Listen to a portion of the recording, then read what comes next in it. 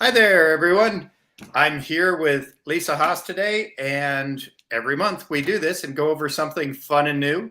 And today we want to talk about marketing persona. So, hi, Lisa. How you doing? I am great, Brett. Thanks so much for having me once again. I must be doing something right. We're third time's a charm here. Exactly. We're having fun. Yeah.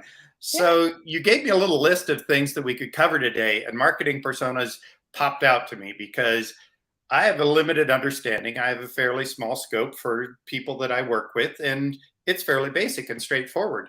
And talking with you, it sounds like that's really not the case, and how you can really expand that and do different things instead of be like, okay, here's the one kind of person I'm looking for, and how I'm going to set stuff up to find those people.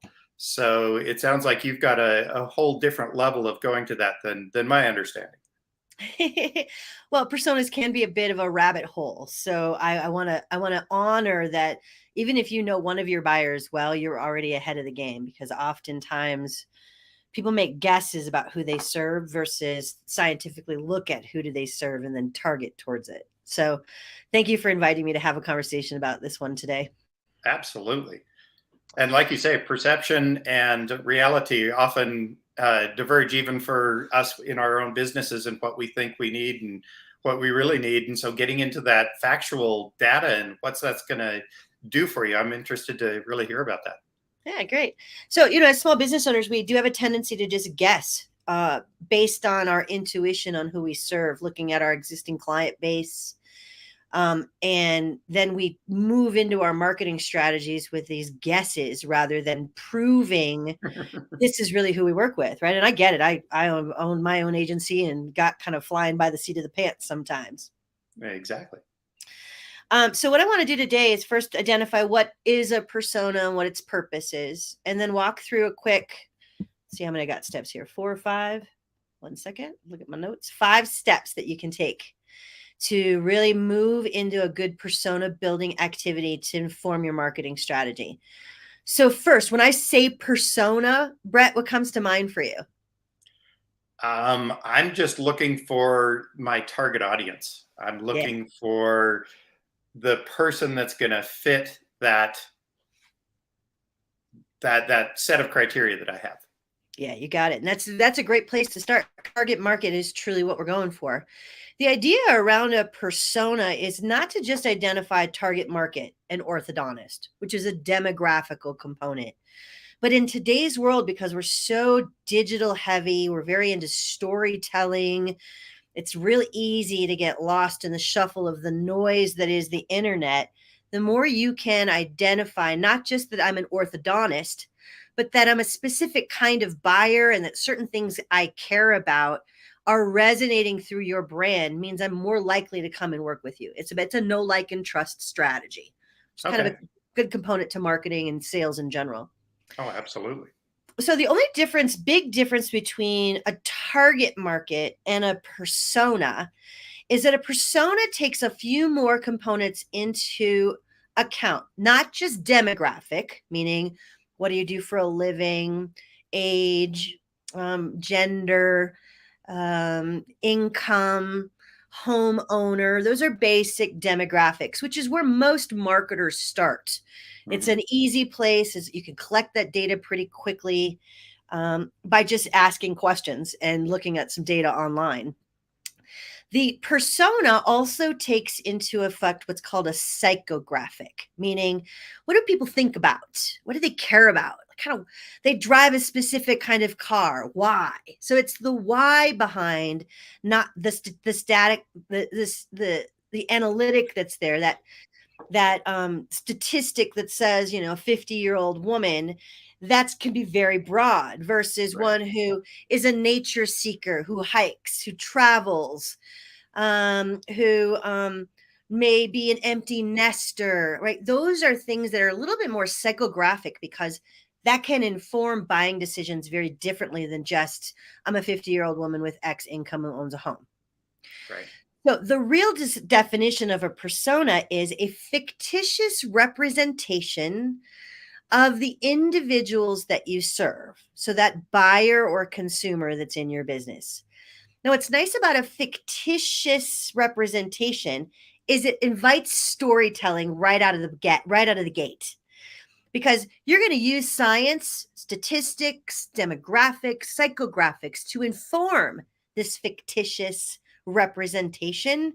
But Okay. once you have that information and you name this avatar around this fictitious person that you serve that really represents the real life individuals that buy and sell things in your organization, the recall happens much more quickly than having to go through and look at the list of 50 things that define that person. It's just an easier way for your marketer to say, all right, we're going after Bargain Betty, and everybody knows what Bargain Betty means. Okay. I So like it. it's just a little bit, it's a little funner, more creative way to look at your target market that moves you into a little bit more creativity and gets you thinking about what does Betty really care about? Because that's really what helps us optimize our marketing dollar spend, make sure we're not just spraying and praying content at people, but we're delivering what they want when they want it. And it sounds like them. So they feel like they're in that brand. Right. Okay, does that make sense in terms of what a persona really, really is? Makes perfect sense. Perfect. Do you see how that could apply in your business? Absolutely. Because I've got, like you said, sure, they're an orthodontist and that's who I serve, or they're a veterinarian, or they're whatever I'm looking at serving, but there are so many nuances within that I can really take a look at people, and I have certain groups within that vertical that are much more likely to work with me than others. Right, because orthodontic is not enough. Right, there's going to be a specific type. They care about their business a different sort of way. They are in expansion mode versus exit mode. Exactly. Right? Where they are with their practice, where they are with retirement. Are they brand new and can't afford a thing? Are they getting into stride and really wanting to grow their practice, so on and so forth? So there's a lot of different details there that could really help out and narrow down the focus for who's going to really want to work with me, who's leaning forward, who's deciding to add in different technologies and grow their practice and really decide what to do with it. Right. So technology forward would be something that would be part of that persona for you. Exactly. Technology forward is not necessarily this demographic, it's a psychographic. Right? Am I an early adopter to technology, or am I an OG laggard and I wait for everybody else to prove concept? Exactly. Right, exactly. So the 5 steps. Sorry, I was crafting this and making sure I got it all. The 5 steps. Let me just talk about each one really quickly, and then I'll go into each individually. Okay, so the very first step 1 is really identify what you want to know about your buyer. So if you just walk into, I'm going to start a survey, which is where a lot of people are at. I'm going to make a survey. You actually need to think about, what do I really want to know about them? Like, when do they buy? How do they buy?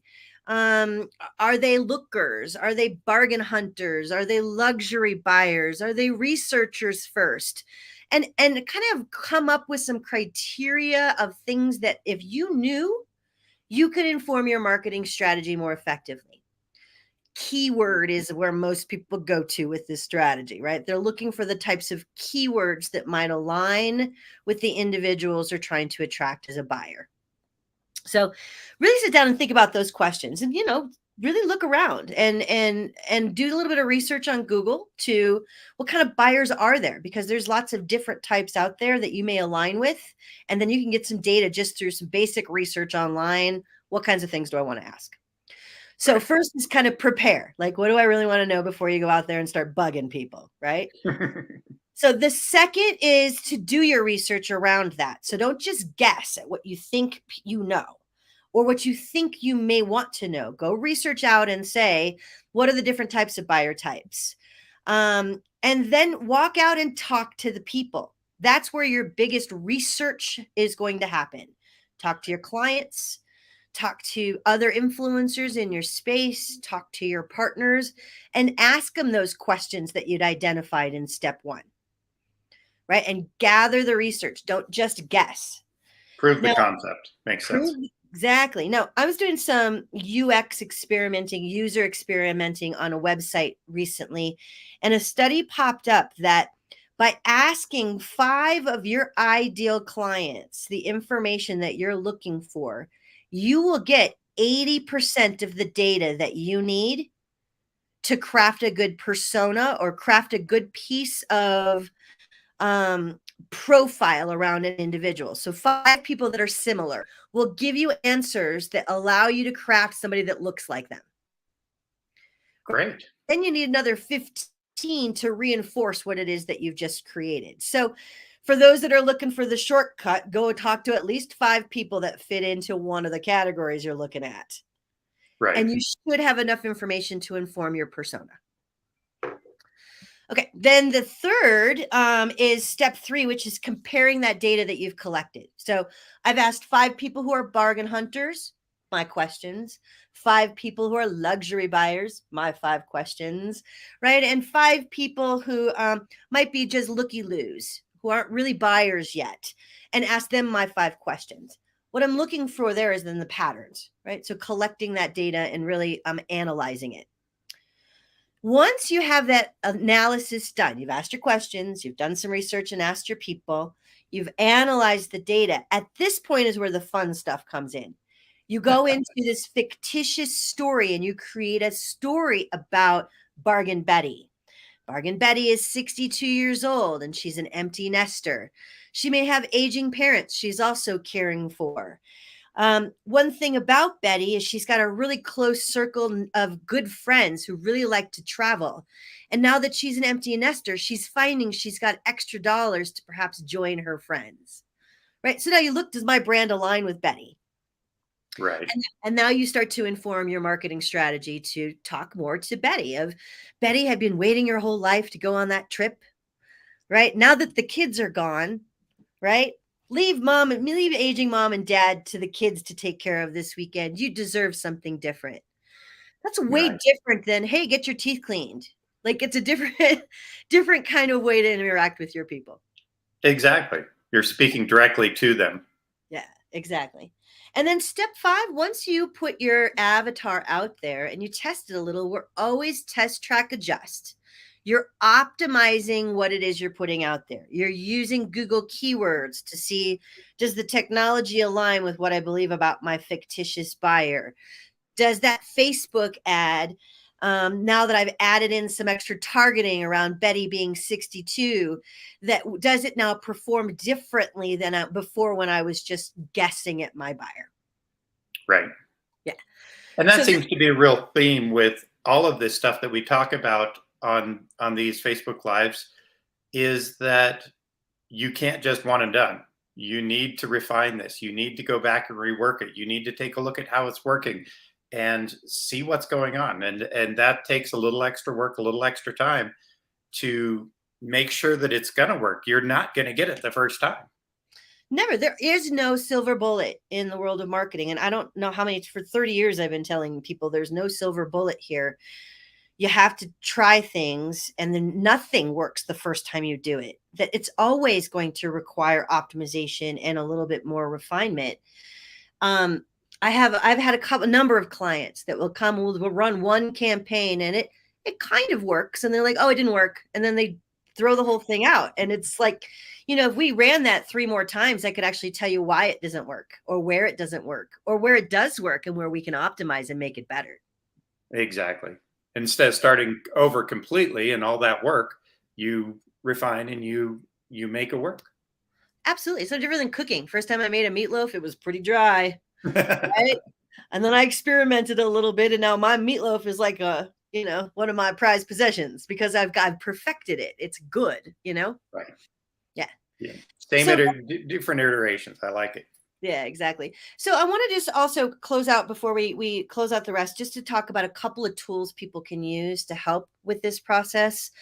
Because what I just talked about was a pretty large strategy. Often business owners struggle to, I don't have the time necessary. We actually already have the data in our businesses. If you look at your social media networks, you can see in there the demographics. And then if you run some really easy boosted posts, $5 a day for a couple of weeks, there's some targeting in there that we can use to get additional information on our psychographic. Google Analytics also has an area under the audience section. Now, this is under Universal Analytics. G4, they're still working on, so that's not quite all the way baked yet. But Universal Analytics has an area in there where you can look at your market segments. There are two that are really interesting information in there. One's called in market. These are people on your website that are in market, looking, readily shopping for a specific topic. You'll see lifestyle, shopping, movies, automobiles. These are consumer base. They're also business services, professional services, also listed in that area. The second is called an affinity market. An affinity market means they're likely to be looking for your product sometime in the very near future. They're showing some buying signals that are starting to open up to Google and the AI and the algorithm that Google is going to grab now to start placing advertising in front of them because they're getting ready to buy. As average business owners, we have access to that data as well. It's not quite as big as what Google gets, of course, but you can look at that information and it can inform some of this persona building that you're doing. So you're not guessing. And if you don't have the opportunity to go out and survey 20 people, you can get some really basic information just through those couple of tools. Right, exactly. I love it. Implementation, being able to do this, whether you need to, and then you can figure out, do I need to go hire someone? Do I need to have Elisa in my life to make sure that this is happening? Or can I do this and get this going and see if this works for me and do a little trial and error and decide, get my toes wet? Absolutely. Because, marketing is a foundational piece of your business. It's something that's going to evolve over time. And at some point when you begin to grow, marketing has to be brought in as readily as your accounting department, right? And so these are some of the foundational things that as you place them and do the work on the front end, they can scale with you easily because you have processes in place that show you, oh, here's my buyer. You optimize your marketing spend, your marketing people who are on staff can be much more efficient, and you can really trace that back to a real return on investment when you have that kind of scientific approach. Absolutely. That works. Now, I think I'm scrolling the right thing for you. Check that for me. Make sure that's right. You are, absolutely. And I'll take this, what we just talked about, and put it up as a blog on my website as soon as we're done here today. Perfect. And so that people want to reference it, they can certainly come to the website and read instead of listening to me. Exactly. And this is so much information. It's going to take a little bit. People that really want to use it are going to have to go back and go, okay, now what was this? I got to go to Universal Analytics and Google, and I need to go to my Facebook page and do what in my Facebook page? Okay, back up. Where are we? And take a look at that. But it's such good information, and it really expands on what we've talked about at the beginning of not just your target audience, but this is a persona. This is what do you call it? Psychographic. It's awesome. Yeah. I really like it. When I love coming up with the avatars, there's, not only is there Bargain Betty, but there's, Jones and Johnny and, any number of different, you can get to play a little bit and put some names around them. And then all of a sudden they come to life. And now you're not just talking to a target market, you're trying to help Bargain Betty with whatever it is you serve. And that makes it easier to set up your marketing and figure out, okay, how do I want to phrase this? What do I want to talk about? How do I want to present it in a different way that's going to speak to Bargain Betty? Mm-hmm. Yeah, exactly. I love it. Yeah, love it. Well, thank you so much. Anything else you want to add before we wrap up here? No, I just wanted to say thank you always for having me on. And if people are really struggling with this concept, I do have a 15-minute discovery session on my website. Can always sign up for and grab a few minutes with me. I'm on LinkedIn. I post things regularly. So Lisa Haas 1. Other than that, I just love having great partners like Top Hat Creative Marketing and you, Brett, that allow us to keep talking and educating people so they get smart with their marketing dollars. Exactly. Same here. I learned so much from all of these Facebook Lives that I do because I just continually learn stuff. I don't know all this stuff. So it's so nice to add to what I'm doing as well. And I really appreciate that from you. You got it. It's my pleasure. And I'm happy to serve. All right. Thank you very much. And we will talk to you next month. Sounds good. Bye-bye.